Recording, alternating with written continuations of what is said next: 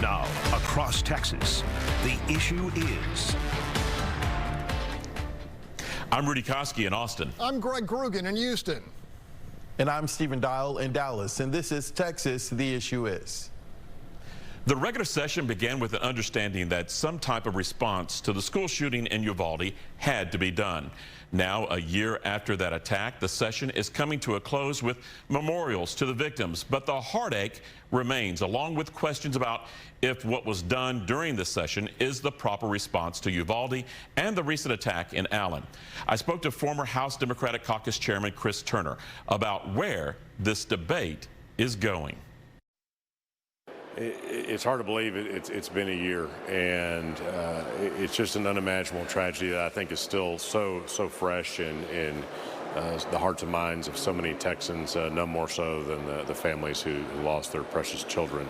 I don't think anything was accomplished on gun safety.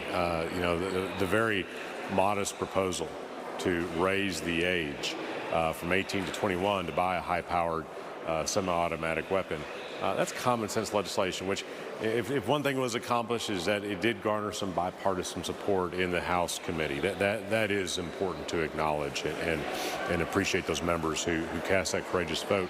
Members of the legislature, House Democrats and Senate Democrats, have consistently advocating for raise the age, closing the background check loophole, enacting some sort of common sense red flag law, and other proposals. But those have fallen on deaf ears by and large by the leadership. A background bill did pass involving juveniles and their past criminal record. Isn't that a victory? That's an important measure, and I'm glad that it passed, absolutely. But we need to do so much more. We ought to close background check loopholes for all buyers. We ought to ensure that we raise the age to 21 for buying these high-powered, high-velocity weapons. We ought to require that a stolen gun be reported to law enforcement. Knowing what we know now about what will pass, what will not pass, how do you come back with something different, a different strategy? Well, I think we need to continue to work for that and the other common sense reforms that I've mentioned. I think what has to change is the decision makers have to change, or the people making the decisions have to change their minds. And both of those things, only the voters, I think, can make that happen.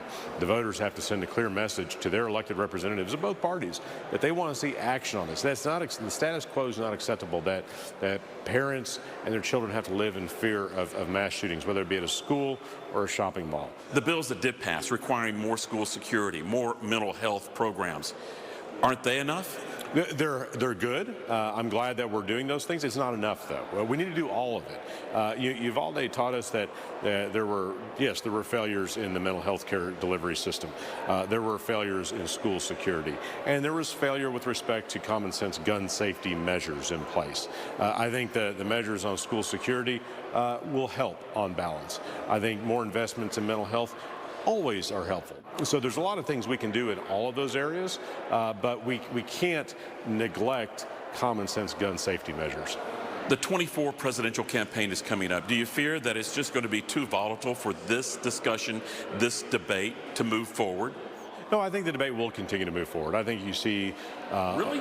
I mean, this 24 is going to be ugly.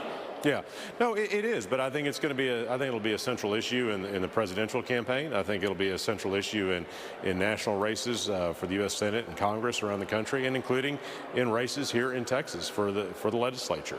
I think more and more Americans want to see a return to some sanity with respect to our gun laws, and I do think that will be a focal point in 2024. Well, there certainly was a lot of regret and hope in what Representative Turner said just then.